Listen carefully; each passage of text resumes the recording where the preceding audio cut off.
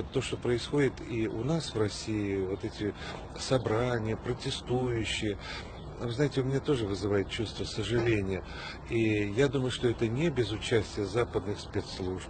Но, вы знаете, я вот хотел бы сейчас, пользуясь возможностью, обратиться и сказать тем, кто устраивает эти оранжевые, розовые революции, другие революции, хотел бы предупредить и сказать, что Россия — это вам не Грузия, это вам не Украина, это вам не Египет или не Ливия, да?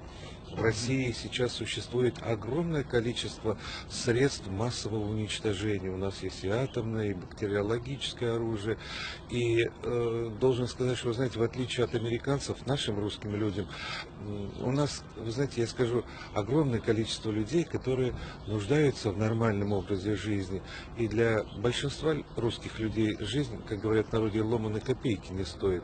Будут нас допекать в отчаянном состоянии, когда наш народ будут загонять в угол, нам ничего не останется, как открыть краник чернобыльский, да, типа такого. И в этом случае пострадают все, и американцы, и европейцы зажиточные, а им есть чего терять. У них, знаете, если хотите, микрокоммунизм есть, у них все есть для нормальной вот такой человеческой жизни. А у нашего человека практически нет, у большинства, по крайней мере. Поэтому я бы сказал, знаете, с нашим русским народом не стоит шутить. И не стоит его подталкивать вот на эти провокационные массовые демонстрации против каких-то результатов. Но и, конечно, я должен сказать, недаром существует поговорка «народ достоин своей власти».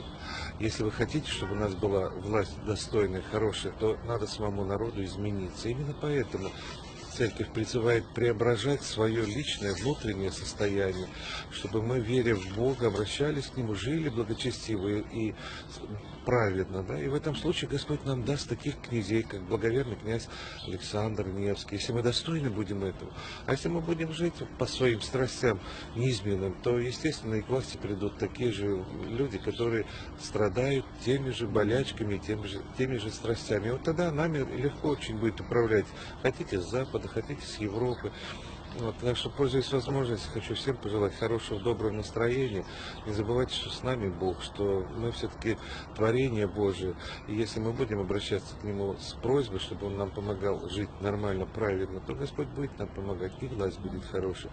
И те, кто будет идти во власть, те будут понимать, что ответственность прежде всего ложится на того человека, который идет во власть.